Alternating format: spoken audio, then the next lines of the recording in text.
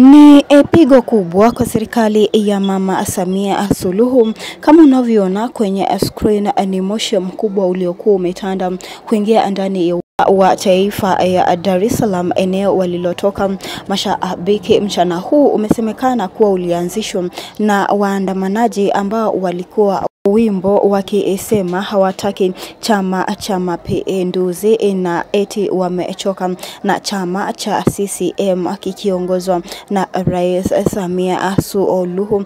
Ingawa hali iko salama, mashabiki wa Sanga SA pia walisema pia wao wapo ndani ya maandamano na pia waliweza kujumuika nao. Tukio hilo limeweza kutendeka huku katibu wa siasa na uenezi wa Chadema mkoa wa Geita weza kutekwa nyara kwa kuwa alikuwa anachochea maandamano, na tunashuhudia kuwa watu wengi wanaweza kutekwa nyara kwa sababu ya kuchochea maandamano.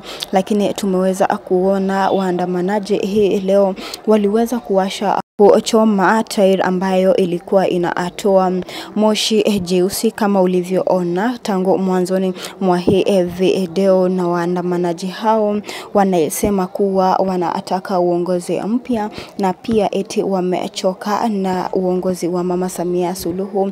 Na kumbuka haya yanaendelea kutokea kama Rais Samia Suluhu anaendeleza kampeni zake za mwaka 2025 ambapo uchaguzi umeweza kuwadia, ambapo ni tarehe 29 mwezi huu. Licha ya haya yote kutokea, Rais Samia Suluhu anaendelea kueneza shughuli zake ya kampeni hapa na pale, na pia imeweza kutokea ambapo wasiojulikana waliweza kuchoma nyumba ya polisi, na inaaminika pia ni waandamanaji ama wale wanaopinga Chama cha Mapinduzi ama wafuasi wa Chadema.